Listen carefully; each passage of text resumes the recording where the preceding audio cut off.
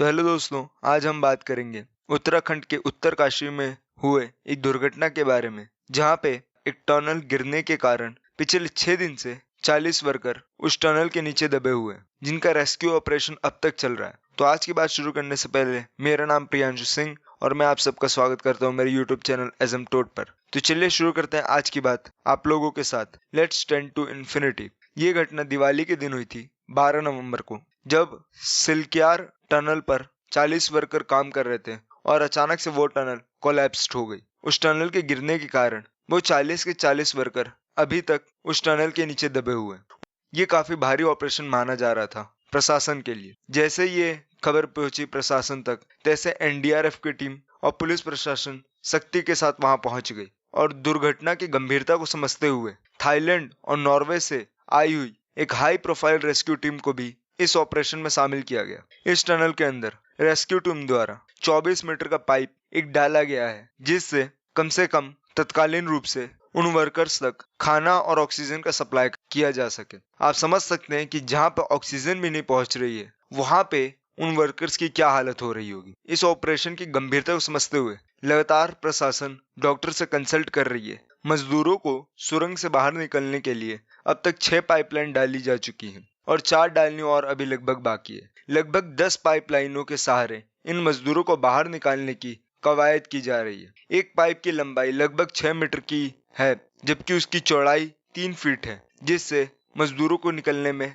सहूलियत हो। जिस मलबे के नीचे ये मजदूर दबे हुए, उस मलबे की हाइट लगभग 70 फीट बताई जा रही है। अब तक कुल 24 मीटर तक खुदाई की गई है, बट अभी भी बहुत ज्यादा काम बचा हुआ है। डॉक्टर्स का इस ऑपरेशन में कहना है कि ये काफी ट्रॉमेटिक है उन वर्कर्स के लिए जो अंदर दबे हुए। काफी ठंड है उत्तराखंड में, वैसे ही ठंड बहुत ज्यादा होती है और उसमें लगातार दबे रहना एक ऐसी जगह पे जहाँ पे खाना पीना तो बहुत दूर की बात है, ऑक्सीजन और कार्बन डाइऑक्साइड भी ना मिल रहा हो, वहां पे अपनी जान को लगातार बचाए रखना और सही सलामत रहना बहुत मुश्किल है। ऑक्सीजन और कार्बन डाइऑक्साइड की कमी से उनकी फिजिकल हेल्थ के साथ साथ मेंटल हेल्थ पे भी असर पड़ेगा। लगातार गिरते हुए टेम्परेचर और ऑक्सीजन और कार्बन डाइऑक्साइड के ना होने से उन्हें हाइपोथर्मिया का भी शिकार होना पड़ सकता है। हाइपोथर्मिया में इंसान अपना कॉन्शियसनेस लूज कर देता है, जिससे कोमा में जाने के चांसेस बहुत ज्यादा बढ़ जाते हैं। इस मुश्किल टाइम में उनके अंदर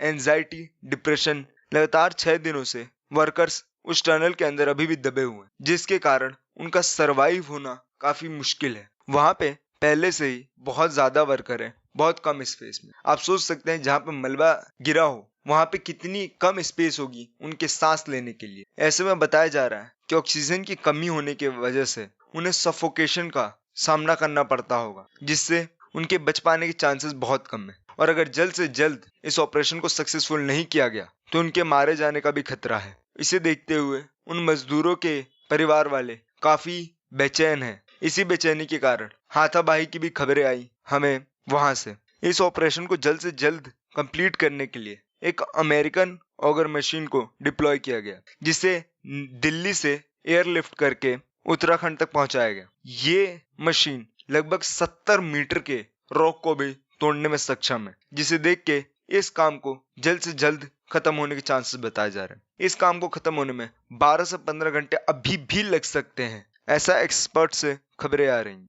इसी के साथ साथ आगे की खबरों के लिए आप हमसे जुड़े रहें। कोई भी क्वेश्चन हो आपके पास तो कमेंट में पूछ सकते हैं। तब तक के लिए ओके बाय, गुड लक।